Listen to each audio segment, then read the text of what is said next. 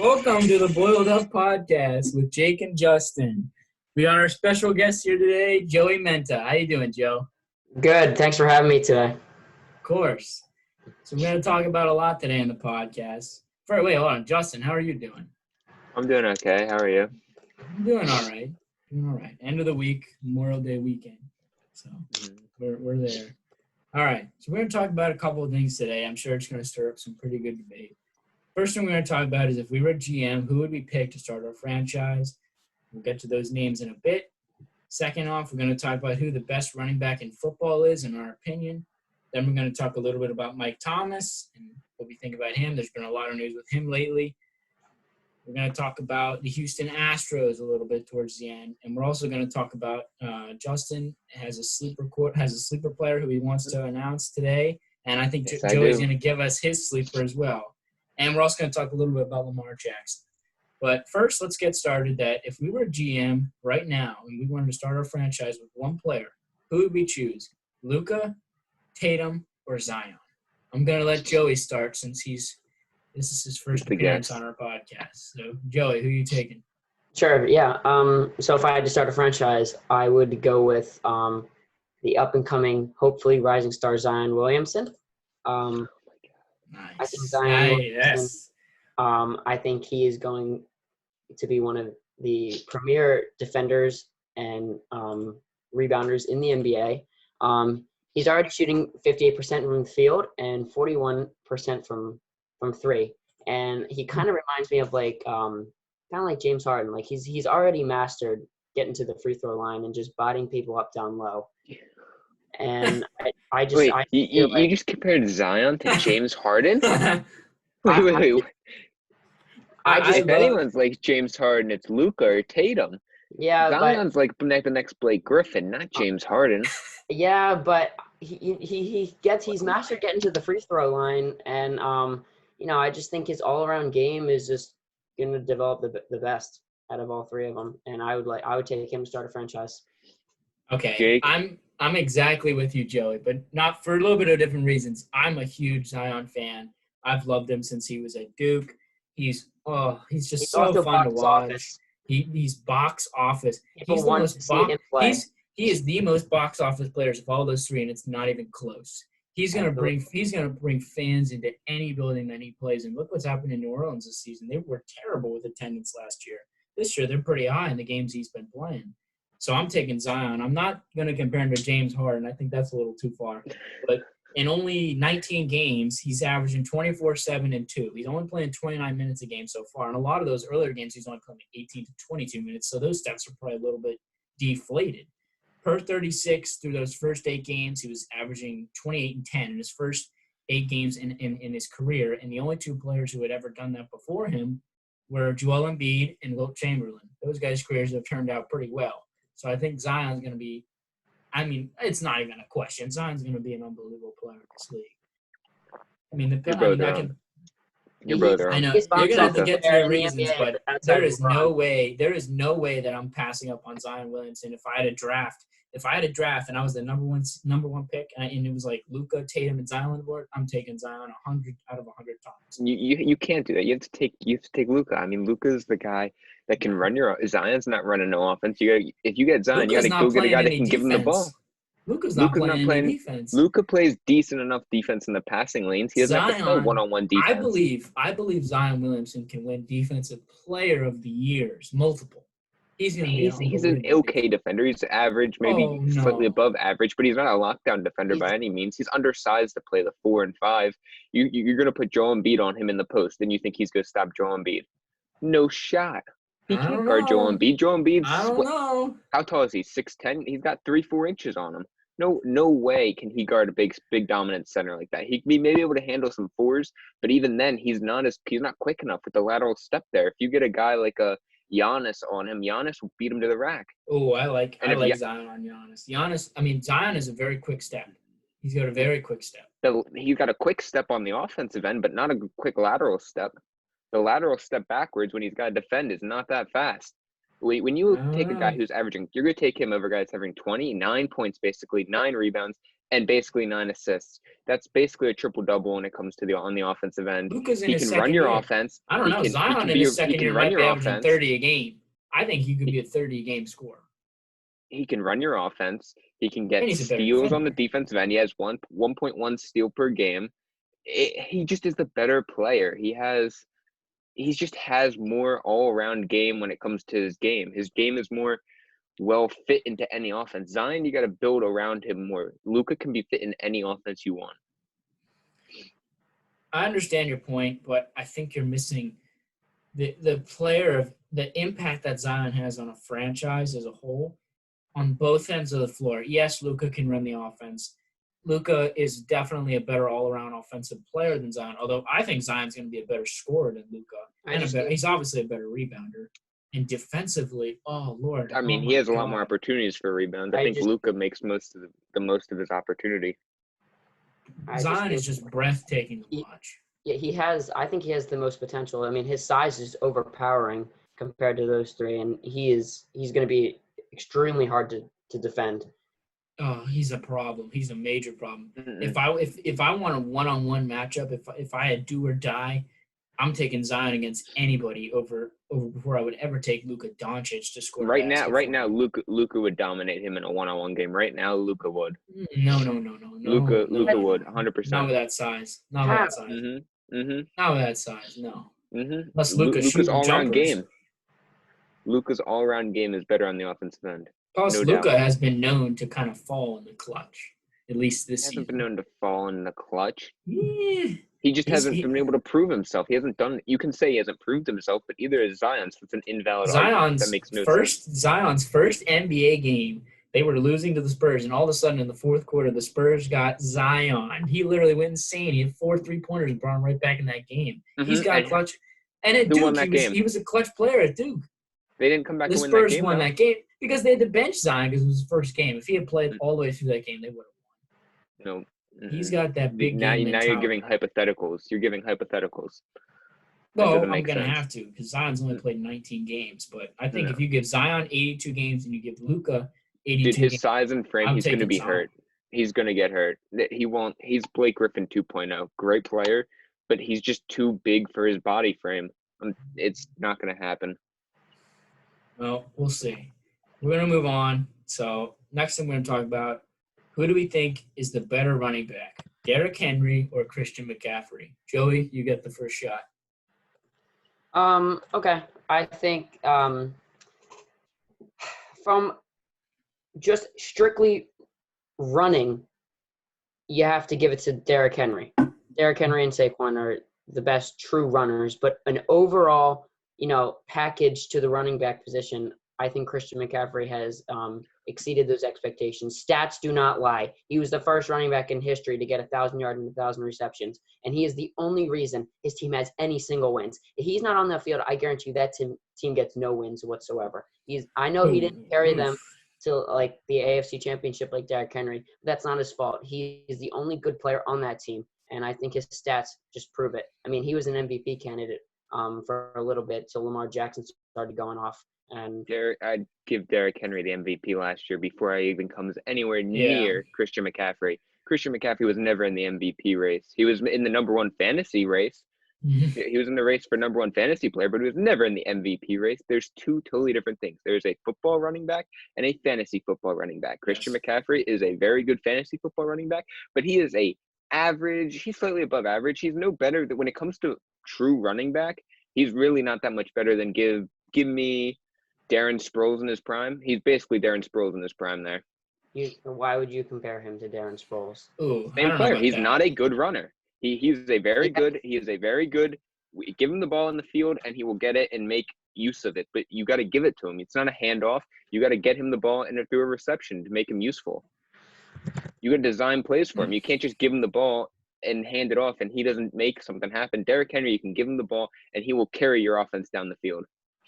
I mean, I don't think 387 rushing yards with 15 touchdowns is average. I mean, and I know he didn't carry his team, but he is the only reason that team had any single wins. And That team's a solid. They had a solid team. They weren't great, but they weren't bad. They still had solid players on that team. That offense was good. They still had good wide receivers out there. It wasn't just Christian McCaffrey. I'm with Justin on this point at least.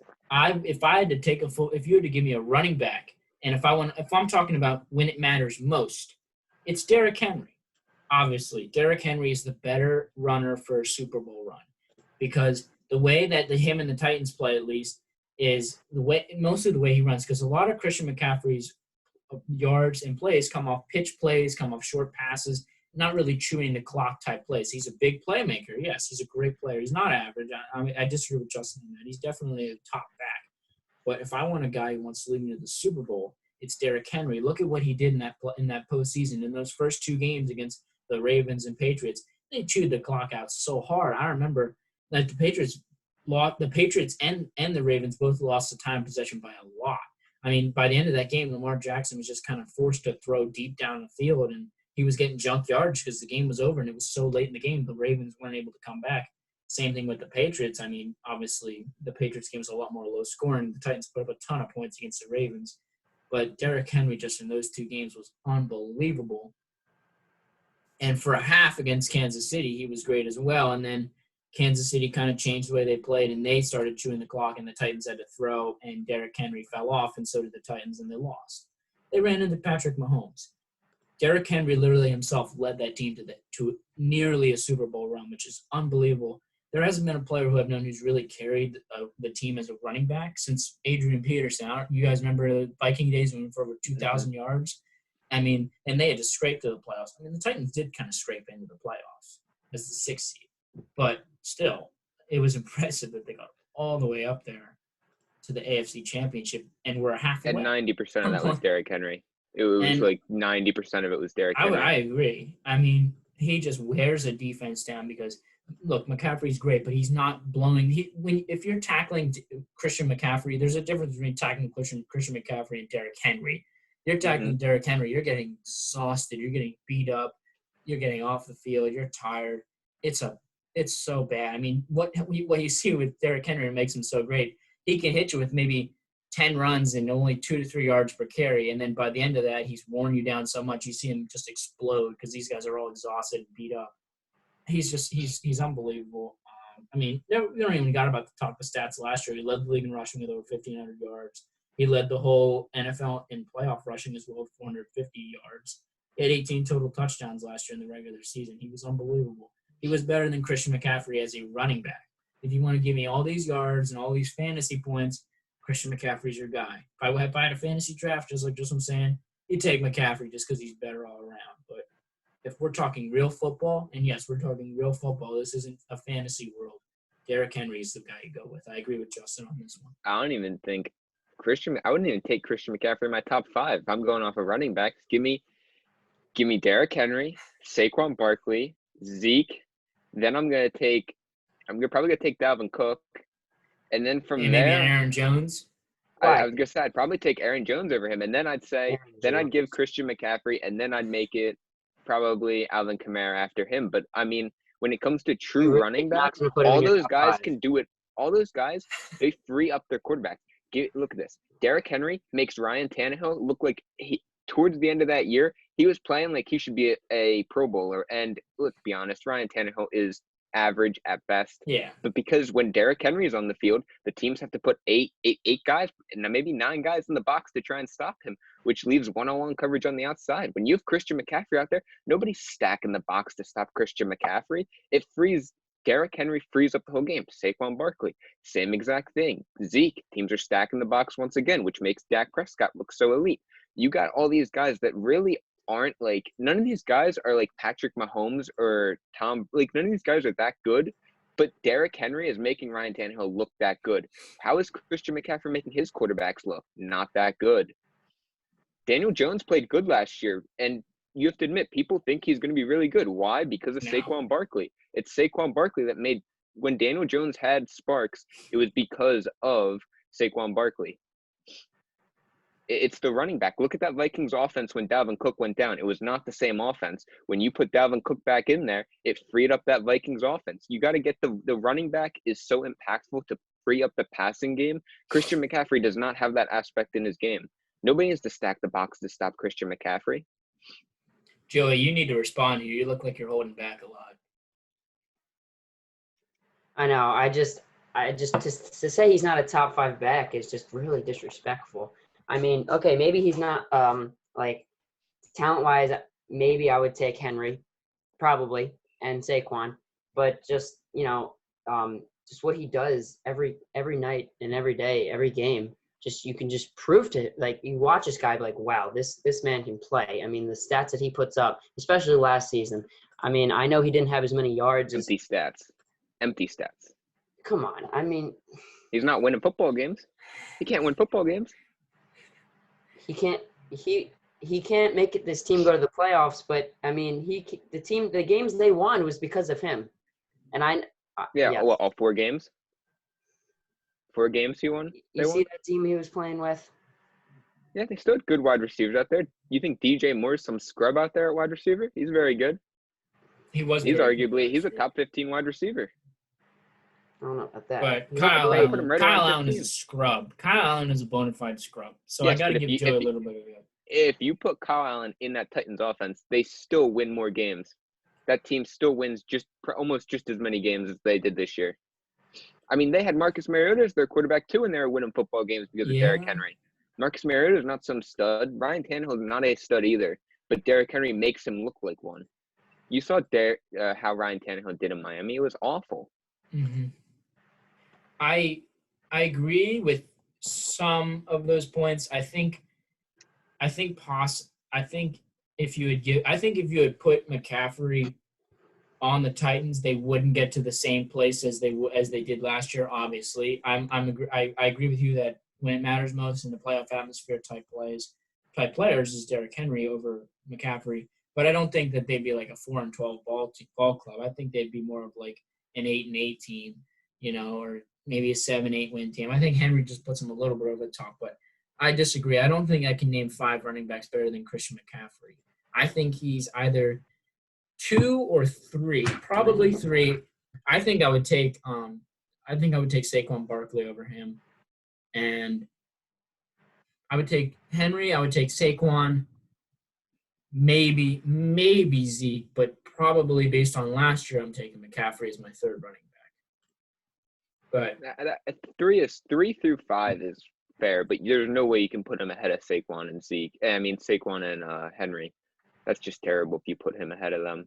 When it comes to football fantasy, Christian McCaffrey is the number one guy because he puts up the yards. It's no different than in basketball. Like if I'm playing fantasy basketball, of course you won't want Russell Westbrook on your team. He's going to fill up the stat line when he was in OKC, but he's not. That doesn't make him the best point guard in basketball. It's the same thing. Fantasy is a totally different thing, and because people love fantasy football so much, they obsess over Christian McCaffrey, and they lose sight of what really good football players are. And Derrick Henry brings out the best in all his teammates, and he elevates everyone around him where Christian McCaffrey doesn't. Yeah, I agree. All right, we got to move on, though. I know Joey, and I know we all could probably go at that for a while, especially Joey. I think he's holding back a lot. But we got to move on. Oh, my, this is going to be another one that's going to stir up some good debate. So this next topic that we're going to talk about here is Lamar Jackson. He's the cover of Madden 21 this year. He's the MVP, but he didn't get the job done in the playoffs. So this is a question that's going to pop up until he gets some playoffs wins. Do we all think that Lamar Jackson is overrated 100%, at this point in his 100%. career? So, Justin, you're ready to go, so you go ahead. He has to be overrated. I mean, I'll put it this way. People are saying he is a top 2 quarterback. There is no way you can say he's a top 2 quarterback. Clearly, Mahomes has to be 1, and you got to give Russell Wilson 2. From there, you can start arguing. I'll say Lamar Jackson can be number 3. I'll agree to your case there if you make an argument of case that's good enough for me. But outside of that, I think personally, I have him around 5 to 6. I don't really. Oh no! His arm is terrible. He got exposed. That's not true. He got exposed. Did you watch the playoff game? He got exposed. He can't throw in the pocket. If you collapse the pocket, you run a nice QB contain on the outside, keep him in the pocket, he won't do anything. When he gets out of the pocket, He makes plays, but until he gets out of the pocket, he is not good. The Titans did a great job of keeping him in the pocket, and he struggled a lot.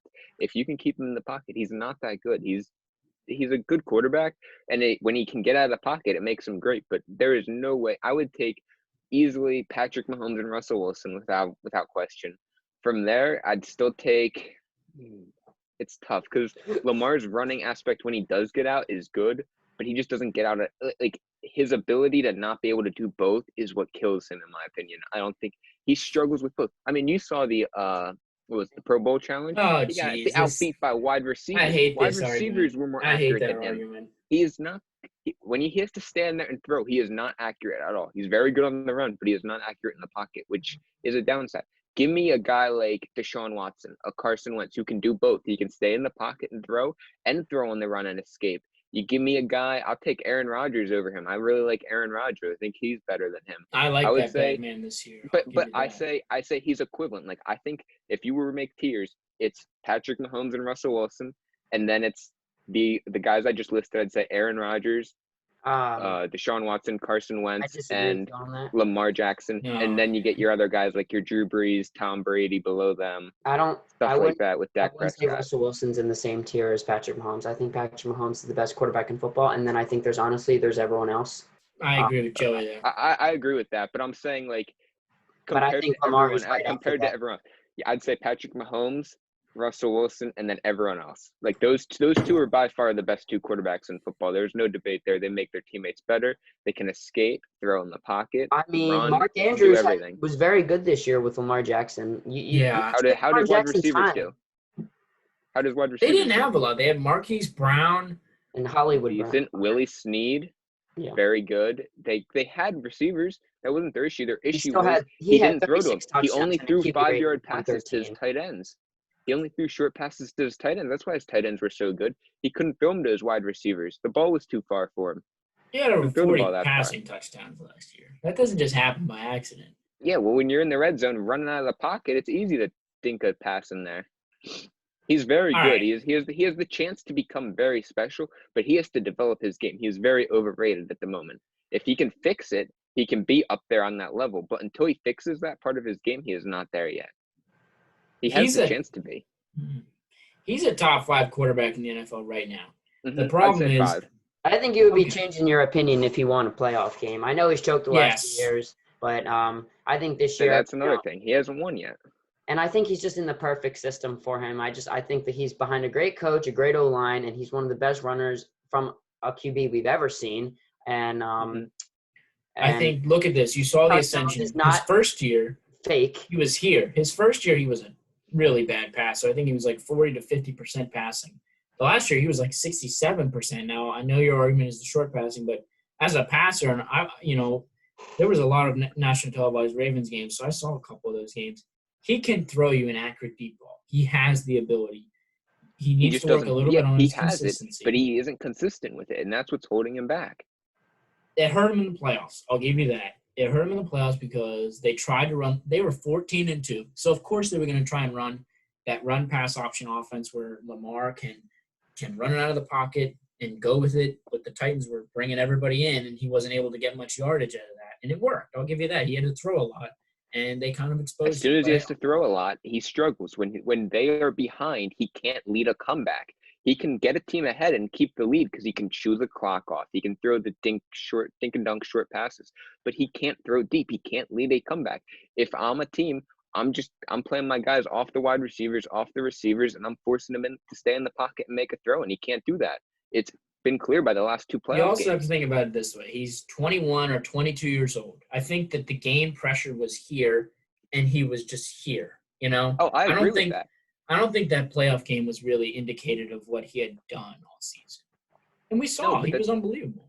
But it is exactly. It's why he's overrated. People are considering him at the top because of that, his regular season. But clearly he still has some weaknesses in his game. Yeah. People are acting like he is I know people that are saying he's better than Patrick Mahomes, and people that will say, if not, those people are ridiculous. Which is exactly why I say he's overrated. I'm not saying he's a bad player, and he has the potential to be so special, but he is not there yet.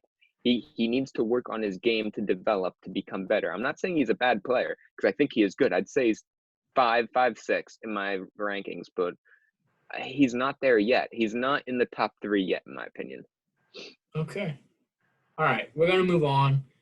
That was a little bit that's a tough argument. I think we still got to see a lot more from Lamar Jackson before we can get a definition of where this guy is. So I see where you're coming from, Justin, but he was unbelievable last year. I mean, him and Mahomes the last 2 seasons have had some of the most incredible MVP campaigns that we've seen in a while. Yeah, his regular season was great. He's in the right system. But when you defend the system, it stops him.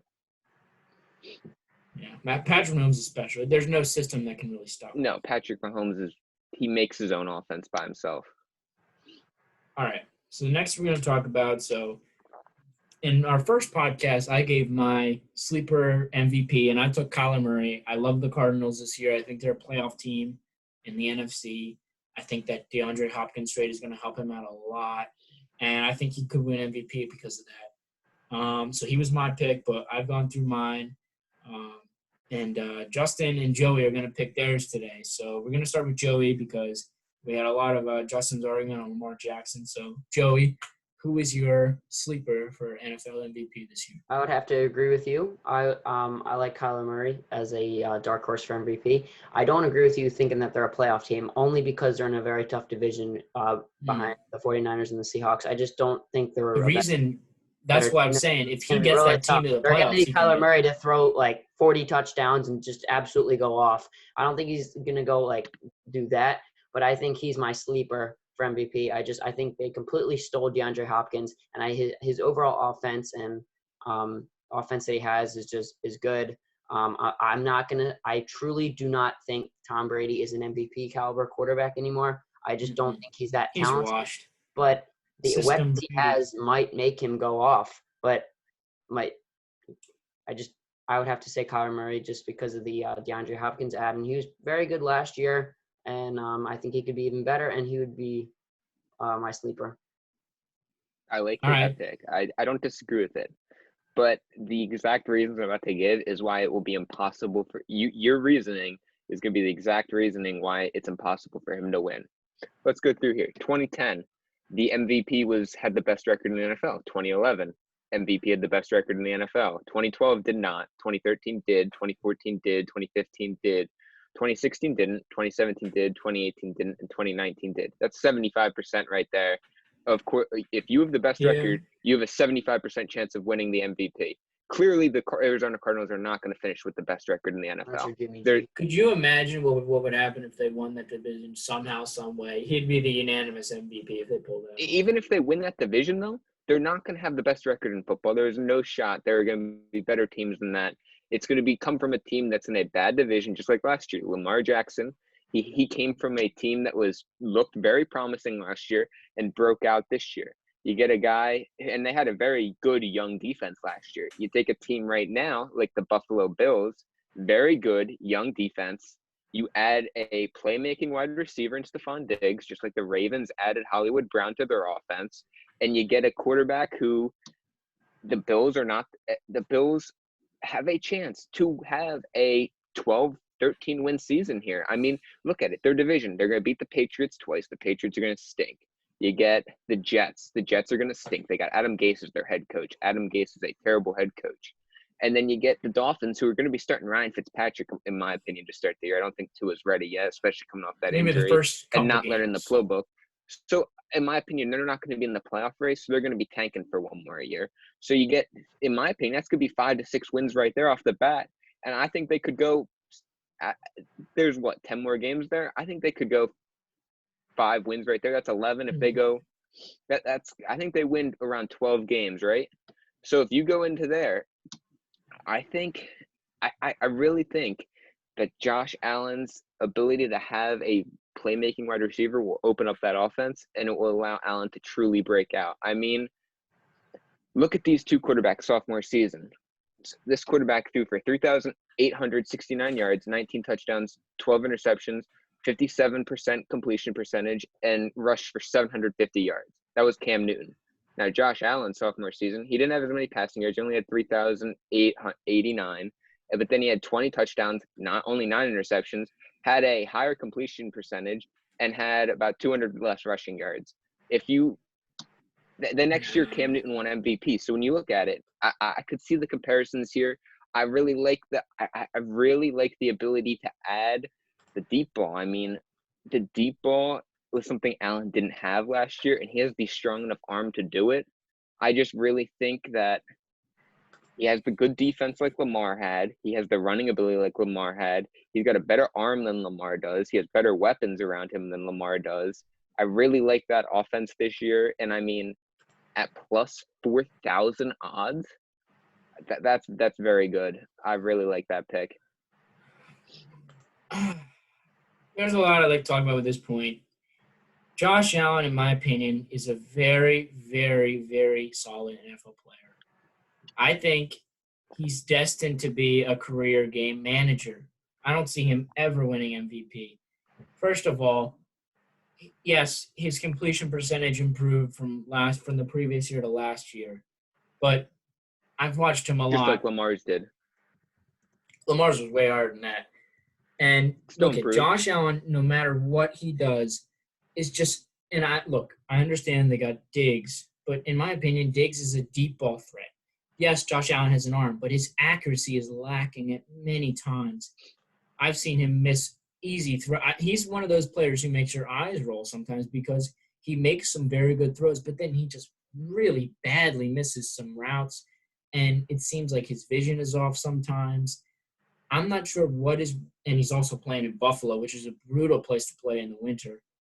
I don't see it. I don't see him winning MVP. I think that's a ground and pound team. I forget their running back's name, but they drafted him last year. He was a rookie. He was really good. Devin Singletary. He's coming, man. At the end of the year, they finally let him loose because they finally started to play him more than Frank Gore, which was smart because he's a way better player right now than Frank Gore. He's a big guy who could come back huge this season because that's a running team. And look, I don't love Josh Allen. I'll say that. I like Josh Allen. I think he's a good quarterback. I don't think he has any shot at winning MVP. I'll be surprised if he ever wins an MVP. I don't like him as a passer. I like him as a guy who can manage the clock, pick up some first downs with his legs, and hit a couple passes. But he's destined to kind of. Did you watch the Bills-Texans playoff game? He was going head-to-head. He was playing just as good as Deshaun Watson was in that game, and he got robbed by the refs that game. Do you not remember the kickoff where they literally tossed the ball to the Bills defender, even though he didn't take the knee? That's a touchdown there. Game should have never been in overtime. Bills should have won that game. The Bills got robbed. That was a very freak play, though, and he missed a lot of throws that could have kept him in that game. That's true. But he played toe-to-toe with who everyone says is an MVP caliber quarterback, and he played just as good. But then he lost. He lost. Even with the lead. They had the lead. They had a big lead. They were up like 22-6? I'll give him this. He was going up against one of the most clutch quarterbacks in the NFL, but just his performance throughout that game just did not get them to where they needed to be, even if they had them in the lead in the fourth quarter. He could have played. But then he lost the lead in the fourth quarter throughout the game. He missed a lot of late throws. He does that a lot. I forget the specific stats from that game, but I remember he missed a couple big crucial third downs that allowed Deshaun Watson to make that comeback because there was not a lot of time left. And I remember the Bills got the ball back, and all they needed was a couple first downs, and they went 3 and out. And Deshaun Watson came back, and the rest is history, although it was just a wild card game. It didn't mean much. But so how's that his fault? If it was all they had to do was give it to the running back, how's that his fault? It wasn't him. That's on the coach. That's not a quarterback's fault. No, because he missed some You just said he went passes. 3 and out. How's that his fault if you got to hit a throw on. Plays. I think it was like a 3rd and 3 or a 3rd and 5 in that late game, and he missed it. And then, that's a throw you got to make because if you make that throw, then you make it on to the next round. All right, now you're just pulling stuff up. I'm just saying. You don't even know what you're talking about now. I know. I watched that game. I'm trying to remember parts of it, but I know that there was a couple parts where late in the game they had crucial third downs, and they were throwing, they weren't running, and he missed those throws. You got to be able to make those throws. I don't think he's ever going to be a player who's going to really you can rely on to bring you back in a game. Like imagine if the Bills were down 22-6 and you had Josh Allen as your quarterback. I don't like my odds at all of coming back. I love my odds in that.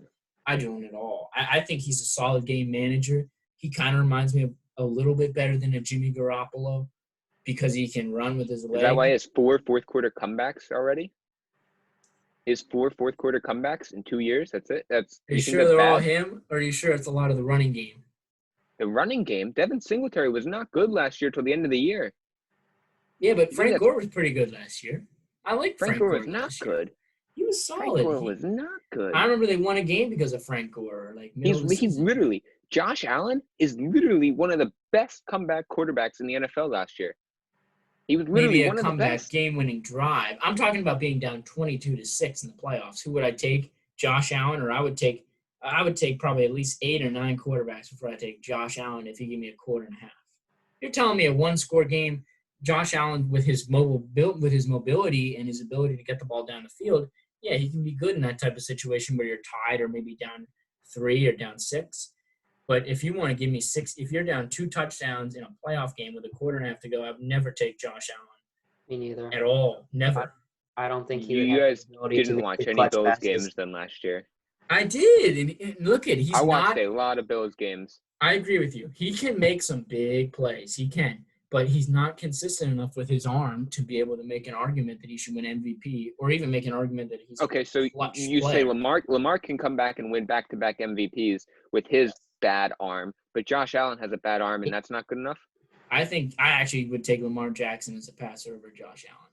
I would take Lamar Jackson. Running-wise, Lamar Jackson I would take every day. When it comes to passing, Lamar does not have the cannon he does. And he doesn't throw as hard. He's not, and Josh Allen's not accurate enough with it. He's not with it. Yes, he can get the ball down the field, but he's not accurate with it. And just watch this year. Watch this year. I'm telling you. He is your sleeper. He is your sleeper. He's not. You're saying you're picking him as a sleeper. So he's not my MVP favorite, but he is. I wouldn't be surprised if he ended up having a good enough season to be in the conversation for MVP when his team wins 11 games this year, 12 games, which will be good. History shows that if he can win this team, if he can stay healthy and win this team 12 to 13 games, which I think is reasonable given his division, I truly believe he will be in MVP conversations at least. All right, we're going to move on.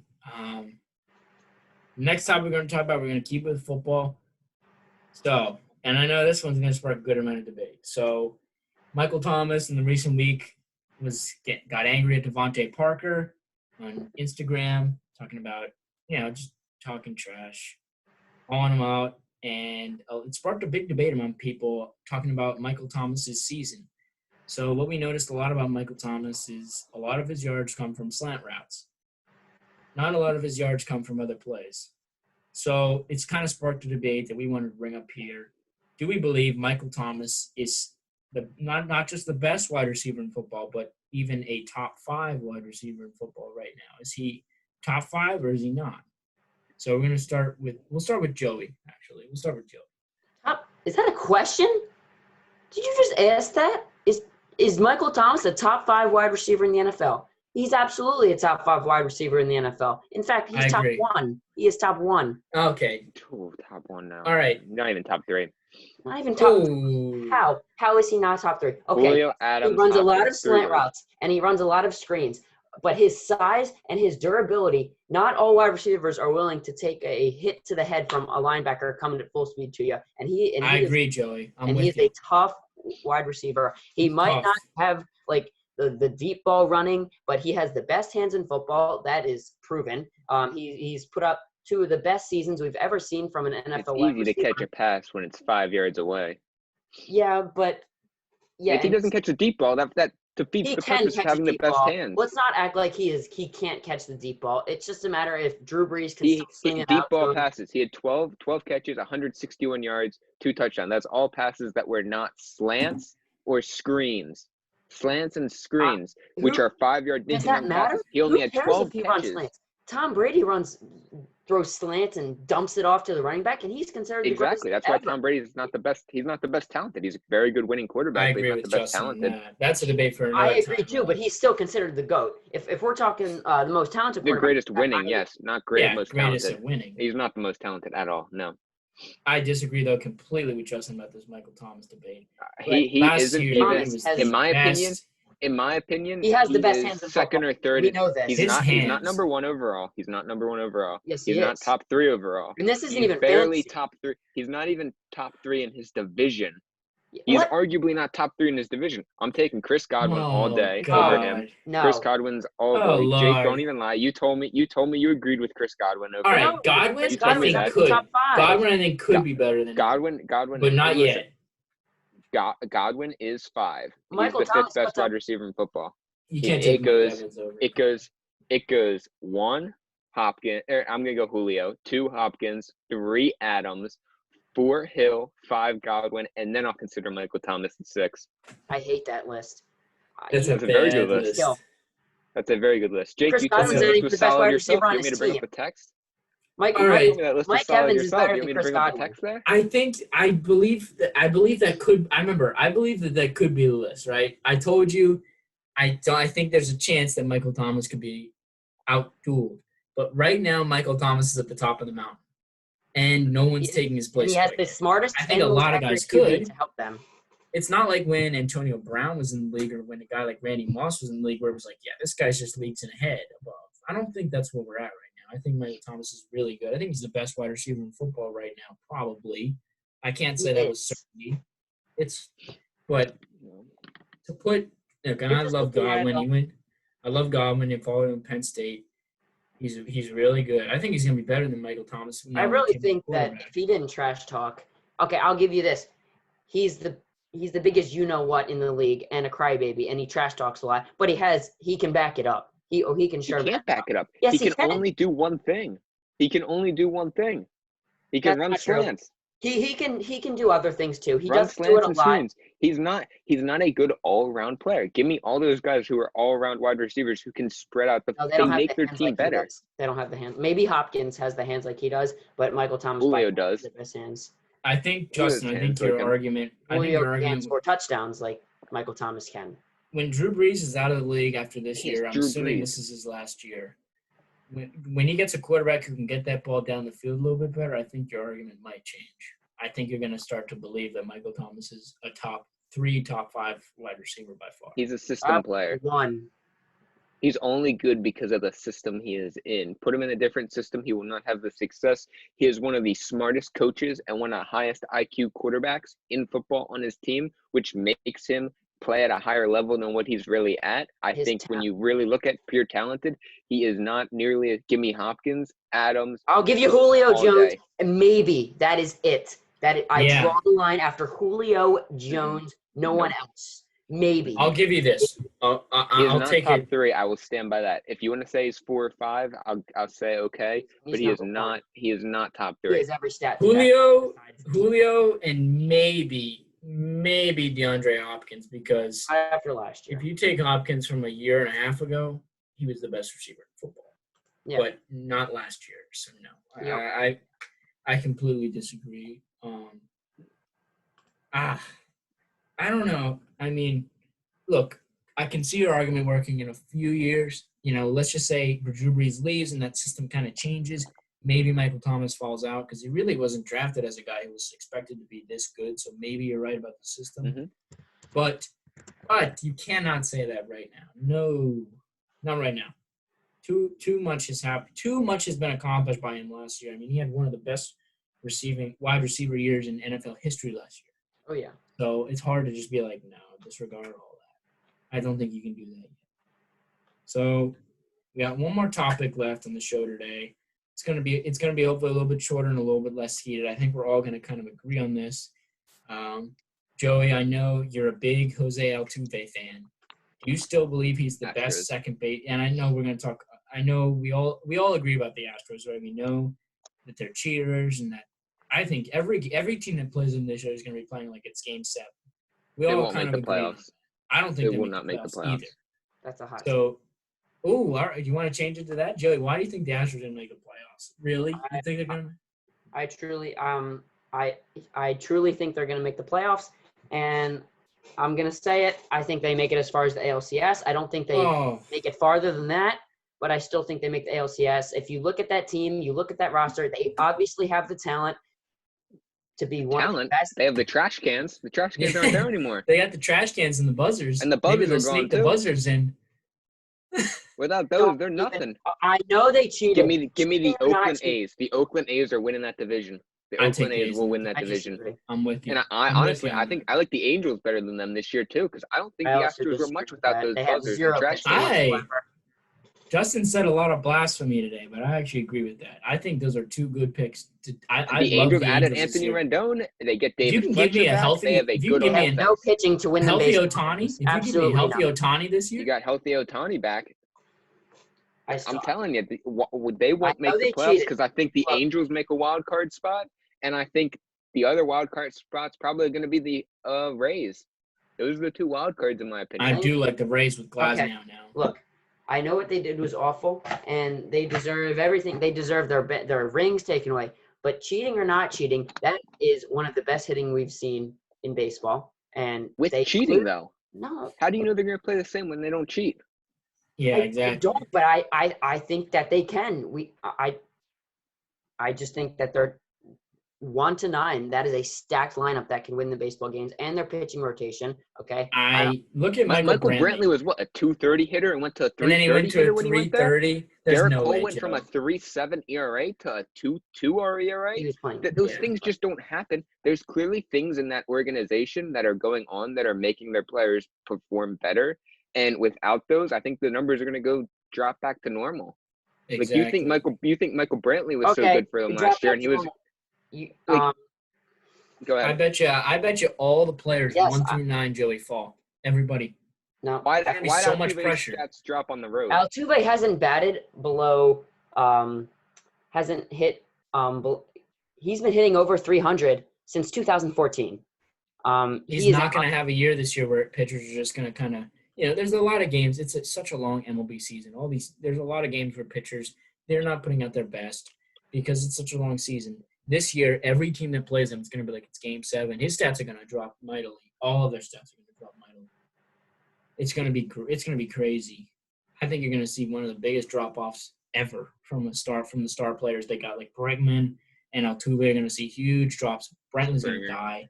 Springer's going to fall.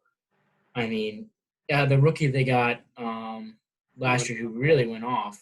Yeah. Moncada, right? No. No, the Astros rookie. Alvarez. You're Donnie Alvarez or whatever. Is that his name? I'm blanking on the name. He was on my fantasy team. Yeah, I know you had him in fantasy. I loved him. I forget his name though. It's been a while since I watched Astros highlights. He was very good last year, but a lot of those rookies, the pitchers don't know how to play against him. They're going to know how to pitch against this guy. He's going to fall off a little bit. Mm-hmm. I think the Astros maybe win. I'm going to say the Astros missed the playoffs by a good amount this year, depending on how much of a long of a season we have. Maybe play 100 games. They might be a 50-50 win team.